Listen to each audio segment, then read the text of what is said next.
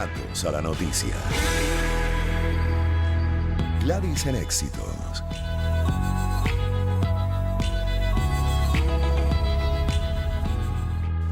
Hoy vamos a tocar en esta primera hora nacional el tema de las agendas políticas de los presidentes y cuáles deberían ser los pilares de esa agenda.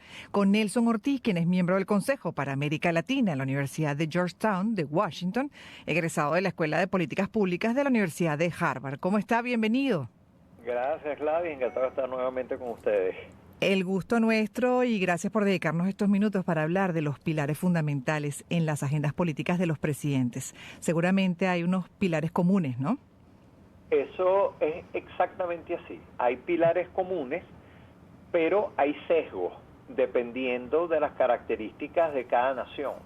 Por ejemplo, una nación como los Estados Unidos tiene un sesgo muy grande hacia su política exterior, pues siendo la nación más grande y más poderosa del mundo, obviamente ellos se ven involucrados en casi todos los grandes conflictos, y no los grandes, en casi todos los conflictos a nivel internacional. Entonces, su política exterior es fundamental. No es el caso, por ejemplo, acaba de haber una elección en Uruguay, un país como Uruguay, pequeño, aislado, tiene un menor sesgo. Colombia mismo, pues, tampoco su política exterior ocupa un papel preponderante. En el caso de Venezuela, paradójicamente, sí lo ha jugado. Lo ha jugado, yo diría, por dos razones. Una, por la presencia del petróleo en la economía, que lo hace muy sensible a muchos de los vecinos que no lo tienen, etcétera, por la escasez. Entonces Venezuela siempre jugó mucho con eso. Y segundo, un poco también por el legado de Bolívar. Muchos presidentes venezolanos han sentido que deben seguir el legado de Bolívar y entonces también tener una presencia importante en la dinámica de otros países.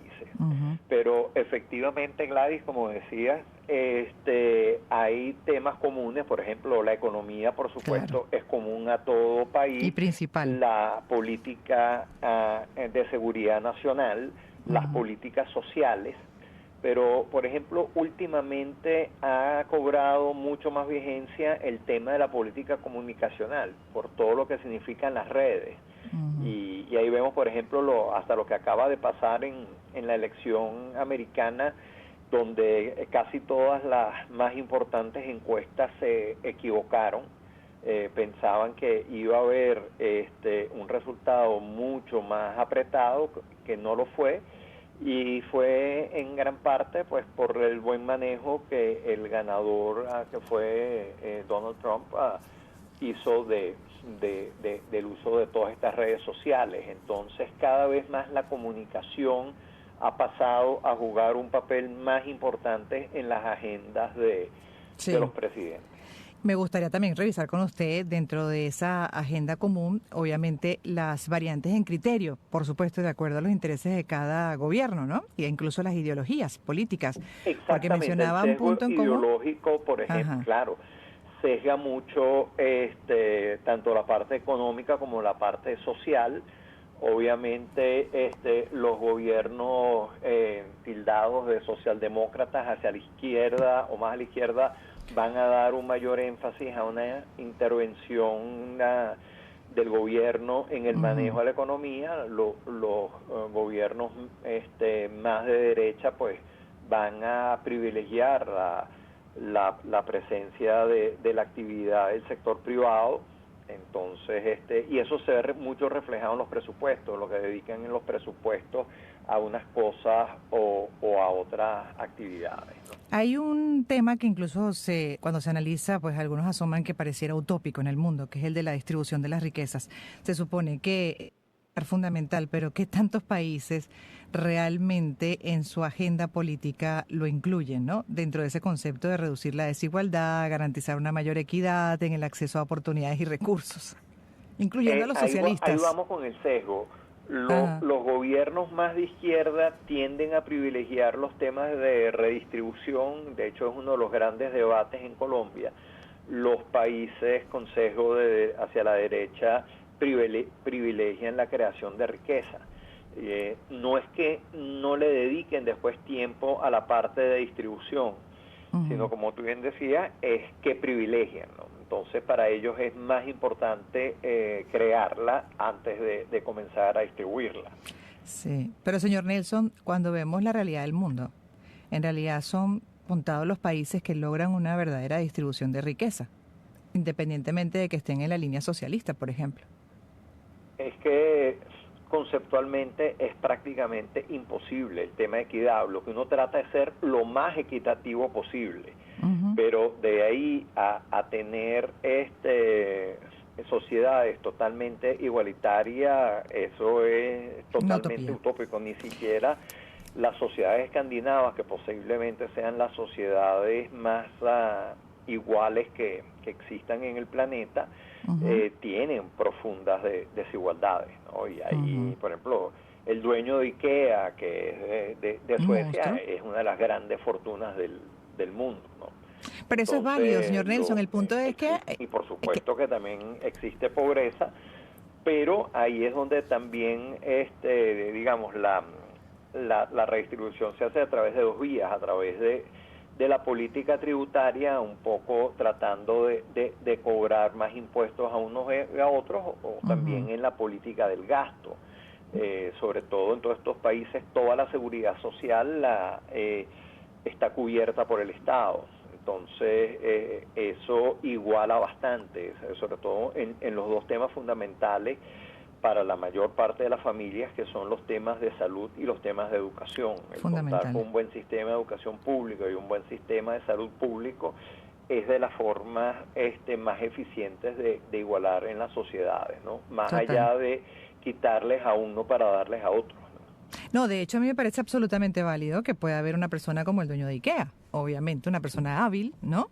Que aprovechó las oportunidades que se le presentaron, y ahí también considero que es utópico e incluso absurdo pensar que podemos lograr una igualdad, ¿no? En ese sentido, para mí la igualdad o la equidad o la verdadera y sana distribución de la riqueza justamente es de una gestión eficiente que logre que el grueso de la población esté bien, que tenga acceso a las oportunidades, y ya cada quien con sus habilidades, pues obviamente podrá llegar incluso muy lejos, como puede ser este ejemplo del dueño de IKEA, pero correcto, que la mayoría tenga las condiciones, la calidad de vida óptima para llegar ahí, procurar llegar ahí, pero por lo menos una base, evidentemente, como corresponde. Claro, ¿no? Claro. Ese sería el concepto ideal, que creo que esos países sí lo logran, ¿no? A diferencia de otros que en el discurso pues prometen, pero en la práctica más bien ocurre todo lo contrario, y la distribución de la riqueza se queda concentrada más bien en un grupito. Paradójicamente es lo que suele pasar. Exactamente.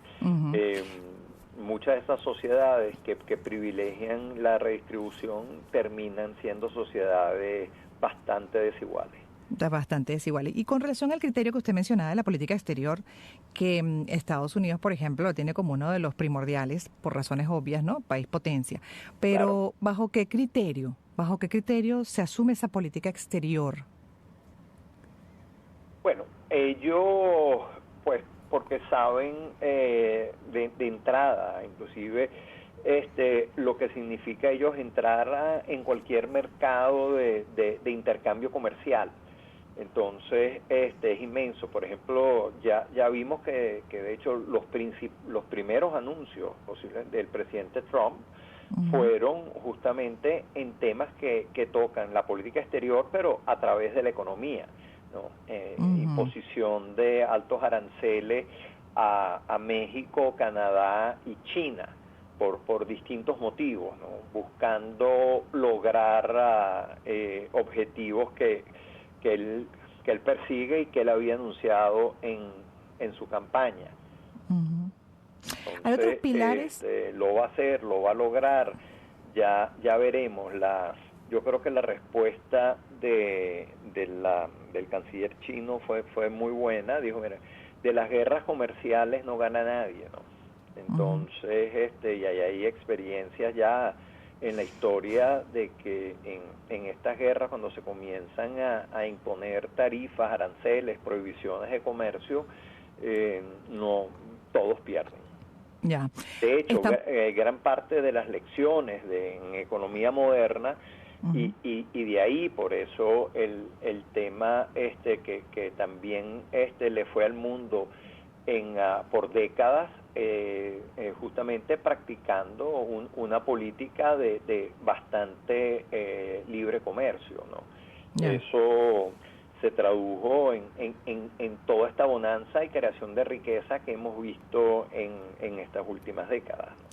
Permítame que a las personas que están recién sintonizando les comente con quién estamos hablando. Nelson Ortiz es miembro del Consejo para América Latina en la Universidad de Georgetown de Washington, egresado de la Escuela de Políticas Públicas de la Universidad de Harvard, y con él estamos revisando cuáles son esos pilares comunes en las agendas políticas de los presidentes. Mencionábamos dentro de los pilares comunes pues los económicos, obvio, crecimiento económico, distribución de la riqueza, la estabilidad económica, el comercio exterior, en los pilares sociales, la educación, la salud, la seguridad, la justicia también los podríamos mencionar, pero me gustaría en el poco tiempo que tengo detenerme en los pilares políticos. Hay otros también pilares como la infraestructura, innovación, tecnología, cultura, conservación de la biodiversidad, el cambio climático, desarrollo sostenible, que está en agenda de varios países, no así en otros, ¿no? Correcto. Como un punto importante. Pero me gustaría detenerme en los pilares políticos porque ahí particularmente veo unos cambios importantes. Por ejemplo, el de mantener la democracia, los valores democráticos, la gobernabilidad. ¿Cómo lo ve usted? Y para terminar. Sin lugar a duda, ¿no? Y por eso te decía que eso se vincula mucho al manejo de redes sociales, porque cada vez más los individuos cuentan y los individuos opinan a través de las redes sociales. Entonces, y hay una creciente demanda justamente en ese sentido. Entonces, cada vez más los presidentes y en general los partidos y el mundo político le presta bastante atención al tema de las redes sociales y las comunicaciones por esa vía, porque justamente a través de ahí es donde se manifiesta la población en sus aspiraciones democráticas y en sus aspiraciones de mejora y de lograr mejores condiciones de otra cantidad de cosas que de las cuales ellos esperan y aspiran que la democracia les proporcione. Pero pareciera que, y no sé si es una percepción equivocada, pues en la agenda política pareciera que no se le da tanta importancia hoy en día justamente a ver cómo se sostiene, se fortalece la democracia en esos países, en general, país que asumen la responsabilidad como presidente. Lo que pasa, ahí volvemos nuevamente a los sesgos que mencionabas al principio.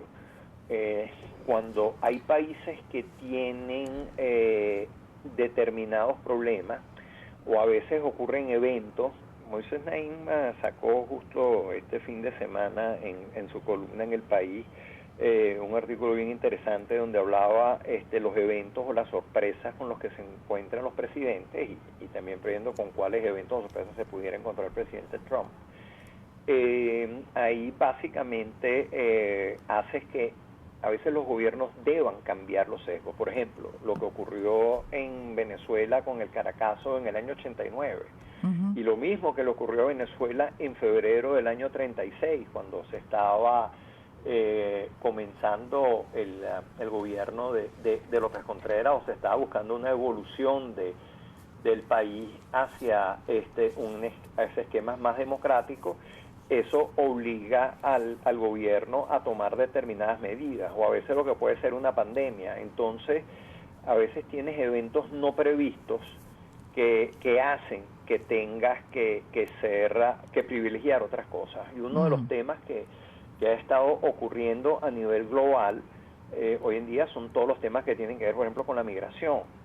Y eso hace que muchas naciones privilegien a veces, tristemente, gobiernos más duros y más fuertes, como por ejemplo el caso en Hungría, sobre gobiernos que tienen valores más democráticos. Entiendo. Porque las mismas sociedades a veces cambian sus preferencias. Entonces, no te creas, Gladys, no siempre los pueblos y los gobiernos, su prioridad número uno es más democracia.